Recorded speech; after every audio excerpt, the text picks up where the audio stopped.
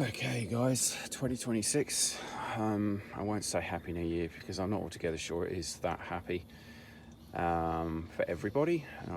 Somebody that I knew very well sadly didn't make it into the new year, and so I've been thinking a lot about him over the last few days, and his lovely wife and his two kids.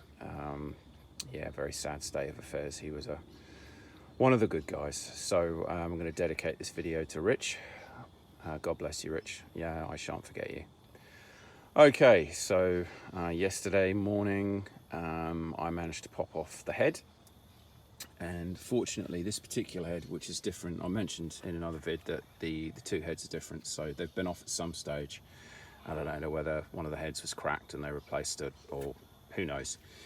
But this head was quite easy to shimmy off because it wasn't your conventional head. It had like a little sort of steel edge here and on the other side. And what I did is I put a pry bar underneath it and shimmied it, and it came off relatively easy, and I didn't damage either the head or the block.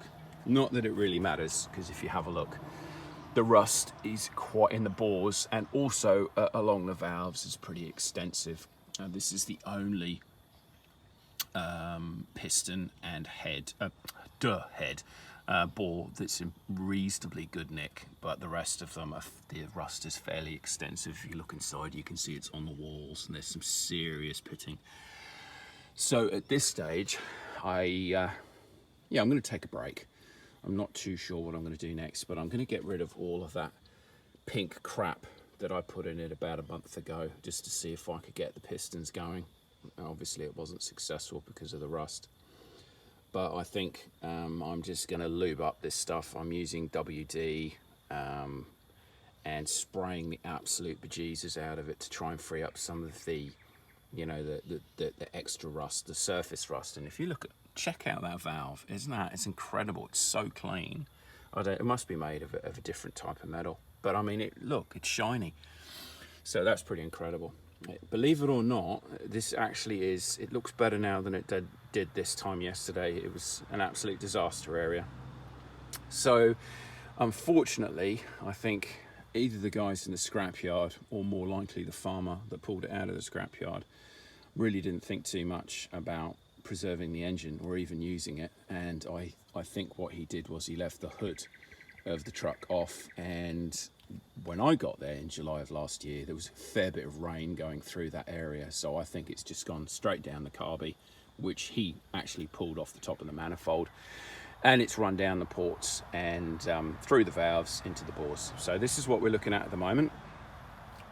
Some guy on Facebook, I posted some pictures on Facebook, some guy said, look, get rid of it because there are better engines out there, and he's right, there are better engines, but this is the engine that I have. And I don't think it's past the point of no return.